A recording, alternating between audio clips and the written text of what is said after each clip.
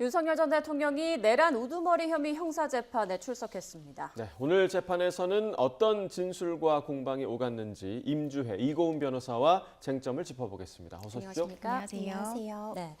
자, 윤 전 대통령 내란 형사재판에서 처음으로 이제 포토라인에 섰는데 어떤 말이 좀 있지 않을까 했는데 예상과 달리 묵묵부답이었어요. 좀 재판부를 의식한 걸까요? 어떻게 보십니까? 네, 그렇습니다. 사실 어제죠. 윤 전 대통령이 자신의 SNS를 이용해서 이 대선 관련한 메시지는 내놓았습니다. 그래서 오늘 포토라인에 서서 어떻게 생각하면 대선 관련한 메시지를 내놓을 가능성도 있지 않느냐라고 조심스럽게 예측을 해봤는데요. 아무래도 오늘은 본인이 피고인인 사건에 이 재판을 앞둔 만큼 말을 좀 아끼는 모습을 보였습니다. 그런데 윤 전 대통령의 변호인이 일단 다 끝나고 나서 말하겠다라고 이제 첨언을 했거든요. 그래서 오늘 모든 재판을 마치고 오후까지 증인신문이 모두 끝나고 나서 재판 마무리를 하고 나올 때는 어떤 메시지를 내놓을 가능성은 아직까지 남아있는 것 같습니다. 그렇지만 오늘 이 재판 또 굉장히 윤 전 대통령에게 불리한 증언을 할 것으로 예상되는 이 증인신문을 앞둔 만큼 여러 가지 말을 좀 아낀 것이 아닌가라는 생각이 듭니다. 네, 자 오후 재판이 끝나고서는 지금 말씀해주신 대로 뭔가 좀 메시지를 낼 수 있을지 좀 지켜보도록 하겠고, 지난 1, 2차 공판 때는 법원에서 그 지하 주차장으로 들어가는 걸 허락을 했었잖아요. 근데 이번 3차 공판에서 허락하지 않은 이유가 좀 어디에 있을까요? 그렇습니다. 하지만 원칙적인 경우라고 본다면요. 지하 주차장 이용은 정말 예외적인 경우에만 허용이 가능한 상황이었습니다. 1, 2차 공판 기일에는 지하 주차장을 통해서 윤석열 전 대통령이 이동을 함으로써 법원에 걸어 들어가는 그 모습은 확인할 수 없었습니다. 다만 2차 공판 기일에는 이제 법정 안에 들어가서 착석하는 모습들은 이제 영상을 통해 공개가 되었지만 지하 주차장 이용이 됐었거든요. 하지만 오늘 진행되고 있는 이 3차 공판 기일에는 지하 주차장 이용을 불허했습니다. 기본적으로 이 법원에서는 전반적인 어떤 안전한 관리 측면에 대한 우려가 어느 정도는 좀 사라졌다. 충분히 관리 가능한 상태다라는 판단이 배경이 되었을 것 같고요. 일단 계속해서 문제되고 있는 일종의 이거 특혜를 주는 것이 아니냐 이런 논란 부분도 일정 부분 의식하지 않았을까 생각이 됩니다. 어쨌든 중요한 부분은 안전한 관리라는 측면에서 충분히 법원에서도 자체적으로 통제할 수 있을 정도로 준비가 되었다는 판단 하에 지하주차장 이용을 불허하지 않았을까 생각이 되고요. 이 지하주차장을 이용하지 않았기 때문에 우리가 영상으로 생중계로서 확인이 가능했던 것이 차량을 타고 사저를 나와서 바로 법원 이 서관 앞까지 이동하는 모습, 그리고 차에서 내려서 법정 안으로 걸어 들어가는 모습, 점심을 먹으러 다시 휴정기간에 나가는 모습, 들어가는 모습까지도 확인이 가능했습니다. 네, 그러니까 이제 어느 정도 좀 안전해졌다 이런 법원의 판단이 아닐까라는 관측해 주셨는데, 윤 전 대통령 뭐 최근에 개를 데리고 산책하거나 식당을 찾는 그런 모습들도 이제 포착이 됐단 말이죠. 이런 부분도 법원의 판단에 좀 영향을 줬을까요? 그렇지는 않을 것 같습니다. 아까 임 변호사님께서 말씀 주신 대로 그보다는 사실은 1차, 2차 공판 때 어떤 안전사고나 이런 것들 발생하지 않았잖아요. 네. 그래서 법원 입장에서는 이제는 충분히 이제 경비만 조금 더 강화시킨다면 안전하게 통상적인 방법으로 기일 진행이 가능하겠다라고 판단을 했던 것 같고요.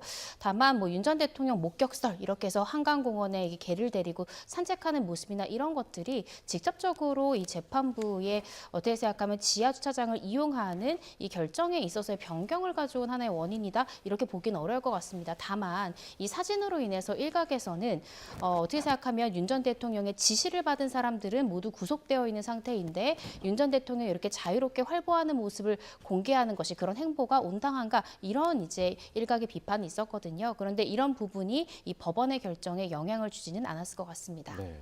자, 오늘 3차 공판 각각 오전, 오후 재판에 증인이 한 명씩 출석을 하는데, 오전에는 아마 많이들 알고 계시죠. 이진우 전 수방사령관의 부관으로 알려진 오상배 대위가 오전에 증인으로 출석을 했습니다.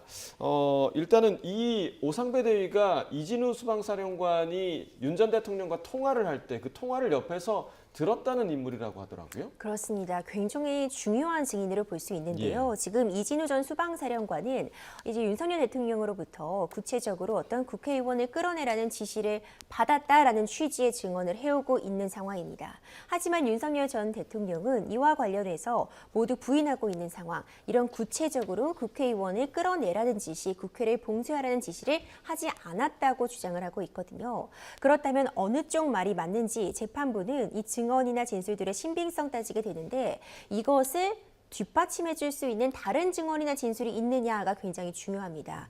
그런 의미에서 오상배 부관 같은 경우에는 이진우 전 사령관을 측근에서 보좌하고 보필하는 부관이라는 지위를 지금 갖고 있기 때문에 지금 전해지고 있는 바에 따르면 이진우 전 수방사령관과 같은 차량에 타고 있었다. 그러니까 지시 내용을 같이 듣고 그 상황을 가장 잘 목격한 당사자라는 점이 매우 의미가 높다고 볼 수 있습니다. 그런 점에서 검찰 측에서 증인으로 신청을 해서 오늘 관련 내용들에 대한 질문들 이어졌고요. 오늘 있었던 오상배 부관의 증언들 내용을 보자면 사실상 피고인 윤석열 전 대통령에게 불리할 수 있는 내용들이 다수 포함되어 있었습니다. 구체적으로 국회의원을 끌어내라는 지시를 받았고 몇 차례라도 거듭해서 다시 계엄을 선포할 수 있다는 취지의 내용들, 그리고 이제 구체적으로도 이제 끌어내야 된다 이런 부분들을 계속 거듭 강조했다는 그런 부분들이 지금 확인이 되었기 때문에 피고인 측에서는 이를 또 반박할 수 있는 새로운 증언이라던가 새로운 증거가 좀 필요한 상황이다. 현재로서는 이렇게 좀 보여집니다. 네, 그리고 오상배 대위는 첫 조사 때 진술하지 않았던 이진우 전 사령관의 통화 기록을 이제 두 번째 조사 때 진술한 이유에 대해서 이렇게 밝혔습니다. 윤 전 대통령 측의 기자회견을 보고 진실을 밝히는 데 도움이 돼야겠다 생각했다. 자, 이 내용들도 윤 대통령 측에 좀 불리하게 작용하지 않을까요? 네, 그렇습니다. 이 질문이 아마 피고인 측 변호사가 한 질문으로 보여지는데요.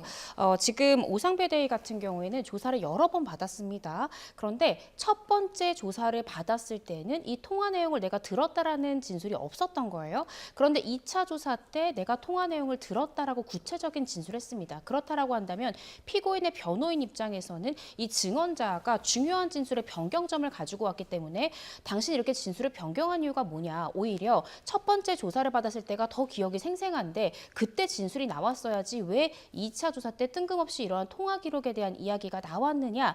이 부분을 어떻게 생각하면 공격하기 위한 질문이었는데 오히려 오늘 증언자였던 이 오상배 대위가 오히려 윤 전 대통령에게 불리한 취지의 답변을 한 거죠. 나는 이 부분에 대해서 굳이 진술하고 싶지 않았는데 이 사실관계를 왜곡하는 윤석열 전 대통령의 변호인 측의 이 기자회견 내용을 보면서 나라도 진실을 밝히는데 도움이 돼야 된다라고 생각해서 내가 이제라도 진실을 밝히겠다라는 취지로 대답을 했기 때문에 증언의 신빙성이 한층 올라간 거죠. 그리고 이제 중요한 건 이진우 전 수방사령관의 진술이 남았습니다. 이진우 전 수방사령관과 윤 전 대통령의 통화 내용에 대해서는 내가 들은 바대로 오늘 굉장히 상세하게 증언자의 증언이 나왔거든요. 그렇다라고 한다면 실제로 통화를 했던 이진우 전 수방사령관이 나도 지금 이 오상배 대위가 들었다라는 것처럼 윤 전 대통령으로 당시 지시를 받은 것이 맞다. 라고까지 증언이 나온다고 하면 윤 전 대통령에게 굉장히 불리한 상황에 처해질 수 있는 그런 상황입니다. 네. 자, 그리고 이제 오늘 재판에서 이 오상배 대위가 비공개 재판을 원했었다고 하더라고요. 그러니까 증인이 비공개 재판을 재판부에 요청하는 것, 그리고 재판부가 이걸 받아들이지 않는 것, 이 상황이 좀 통상적으로 자주 볼 수 있는 상황입니까? 자주 볼 수 있다, 없다를 판단하기는 좀 어려울 수 있겠지만 기본적으로 증인이 어떤 신분의 공개에 대해서 좀 불이익한 처우라던가 이후에 어떤 사생활 노출 이런 부분들을 우려해서 비공개 재판을 요청할 수는 있습니다. 이에 따라서 충분히 그런 사유가 있다고 판단이 되면 재판부도 이를 받아들일 수는 있는 상황이거든요. 하지만 지금 이번 이 재판 사안 같은 경우에는 그런 부분들을 받아들이기 좀 어려운 측면이 있습니다. 워낙 국민적인 관심을 받고 있는 사안일 뿐만 아니라 국민들의 알 권리라던가 일단 공개적인 장소에서 재판을 받는 것 그리고 공개적으로 재판을 진행하는 것이 대원칙이라고 볼 수 있거든요. 그런 부분들이 좀 감안이 되어서 재판부에서는 비공개 재판은 허용하지 않았다 이렇게 좀 평가할 수 있을 것 같습니다. 네. 자, 그리고 지금 뭐 오후 재판이 진행 중일 텐데 오후에는 박정환 특전사령부 참모장이 증인으로 출석을 합니다. 이 인물은 어떤 인물이죠? 네, 곽정근 전 특수사령관이 윤 전 대통령으로부터 통화로 지시를 받았을 때 함께 이 곽 전 사령관과 배석했던 인물입니다. 오늘 검찰 측 신청 증인들이 대부분 이 사령관이 대통령으로부터 전화 통화로 직접 지시를 받았는데 그때 당시에 통화 현장에 있었던 사람들을 지금 굉장히 집중적으로 증인 신문을 하고 있는 그런 모양새를 보이고 있는데요. 이번에는 이 곽정근 전 사령관이 윤 전 대통령으로부터 전화를 받았을 때 바로 옆에서 어떠한 지시 내용이 있었는지를 직접 들었던 이 증인이 현재 증언을 하고 있습니다. 많은 분들 아시겠지만 이 곽정훈 전 사령관 같은 경우에는 이 탄핵 심판 증인으로도 나와서 여러 차례 윤 전 대통령으로부터 이 국회 내부로 들어가서 의원들을 끌어내라라는 지시를 나는 분명히 받았다라고 증언을 했던 인물이거든요. 아마 오늘도 그런 비슷한 취지의 증언이 지금 이 박정환 참모장으로부터 나올 것으로 보여지는데요. 그렇다라고 한다면 아까 그 수방사와 동일한 형태입니다. 지금 오늘 만약에 이 박정환 이 참모장이 내가 분명히 윤 전 대통령으로부터 이 곽 사령관이 그런 내용의 지시를 받는 것을 들었다라고 한다면 결국 곽정훈 전 사령관의 증언이 필요합니다. 전문 진술이거든요. 근데 곽정훈 전 사령관 같은 경우에는 탄핵 심판에서 여러 차례 이야기한 거가 아마 일관되게 나는 윤 전 대통령으로부터 국회 안으로 들어가서 의원들을 끌어내라라는 지시를 분명히 들었다라고 진술할 가능성이 커질 수 있기 때문에 그렇게 예상이 되기 때문에 오늘 있을 오후 이 곽정훈 전 사령관의 지시 내용을 밝히기 위해서 검찰 측이 증인을 신청하고 신문하고 있는 것으로 보여집니다. 네. 자, 이제 공판에 임하는 윤 전 대통령의 태도도 좀 관심인데 1차 공판에서는 상당히 많은 이야기를 했었고요. 2차 때는 침묵을 했었습니다. 오늘은 좀 분위기가 어떤 것 같습니까? 오늘도 별다른 발언이 없는 것으로 좀 전해지고 있습니다. 이제 이런 부분들은 사실 여러 가지 예측만 가능한 상황인데요. 예. 기본적으로 피고인이 이제 방어권을 행사해야 하는 그런 상황인데 본인이 발언을 주도적으로 하는 것이 꼭 방어권 행사에 유리하다 이렇게 평가할 수는 없습니다.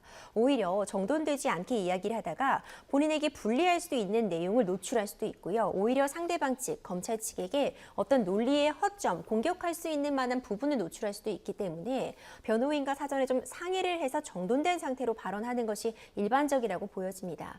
그렇기 때문에 일단 지금 증인 신분도 검찰 측이 신청한 증인들, 특히 피고인에게 불리할 수 있는 그런 내용들을 발언할 수 있는, 증언할 수 있는 그런 증인들을 신문하고 있기 때문에 조금 조심하는 것이 아닌가. 주로 대부분의 어떤 그런 신문들은 변호인에게 맡겼고 좀 전체적인 상황, 재판 상황을 관망하고 있는 것이 아닌가 이렇게 보여지고요. 그리고 이건 정치적인 부분이긴 하지만 조기 대선도 지금 앞두고 있는 시점에 섣불리 어떤 발언을 하는 것은 좀 자제하고 있는 것이 아닌가 이렇게 생각이 됩니다. 네. 자, 다음 주제로 넘어가 보겠습니다. 검찰이 김건희 여사에게 이번 주 소환 조사를 통보했습니다. 공천 개입 의혹 사건인데 먼저 혐의부터 좀 정리를 해볼까요? 네, 현재 서울중앙지검이 소환 통보를 했습니다. 그렇다라고 한다면 김건희 여사 관련한 수사 중에 공천 개입 의혹 관련한 진술을 듣기 위해서 서울중앙지검이 소환 통보를 한 것으로 보여지는데요. 여러 가지 공천에 개입한 의혹을 현재 김건희 여사 받고 있습니다. 대표적으로 이 명태균 씨로부터 무상으로 여론조사를 받았고 이에 대한 대가로 김영선 전 의원의 공천에 개입했다는 의혹도 받고 있고요.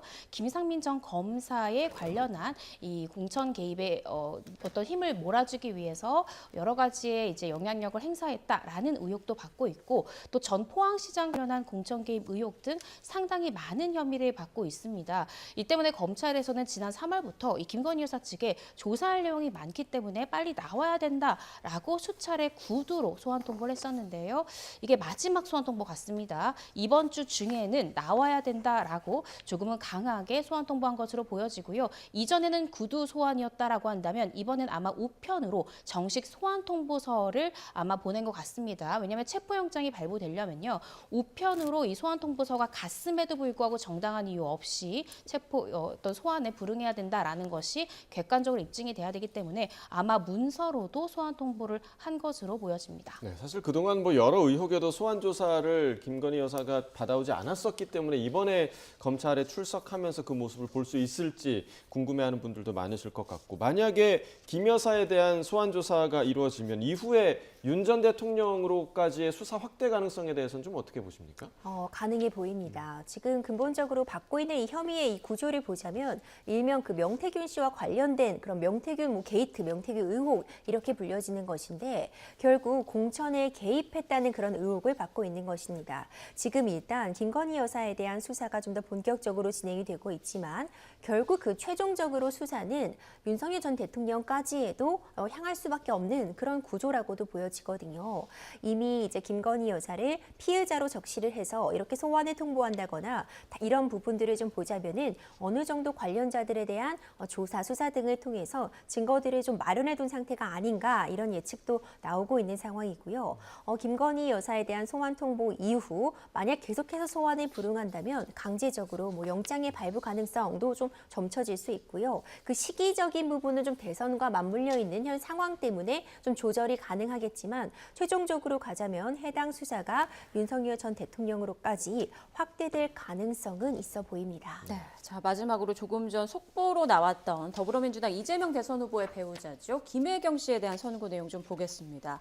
자, 1심에서 벌금 150만 원이 선고됐는데 2심에서도 동일하게 150만 원 선고 나왔습니다. 네. 먼저 사건 내용부터 좀 정리해 주시죠. 네, 2021년 8월에요. 이 더불어민주당 전 현직 국회의원 배우자 등 이 6명에게 경기도 법인카드로 10만 4천 원 상당의 식사비를 결제함으로써 이 기부 행위를 했다라는 혐의를 받고 있습니다. 실제로 카드 결제는 이 김혜경 씨의 수행 비서로 알려지고 있는 이 배모 씨가 결제를 했는데요. 이 부분에 대해서 검찰은 이 김혜경 씨가 묵인 내지는 방조함으로써 이 기부 행위의 공범이다라는 취지로 기소를 했고요. 1심에서 벌금 150만 원이 선고가 되었는데 오늘 항소심 2심에서도 동일한 벌금형이 선고가 됐습니다. 자, 공직선거법 사건에서의 벌금 선고 이후에 이제 이재명 후보의 선거 운동에도 영향을 미칠지 이 부분도 좀 관심인데요. 그렇죠. 공직선거법 위반 사건 같은 경우에는 100만 원이 넘는 벌금이 선고되었는지 그렇지 않는지가 매우 중요합니다. 예. 100만 원 이상의 그런 벌금형이 선고되게 되면은 피선거권이 박탈되게 되는데 피선거권이 박탈되게 되면 선거 운동에도 참여할 수 없습니다.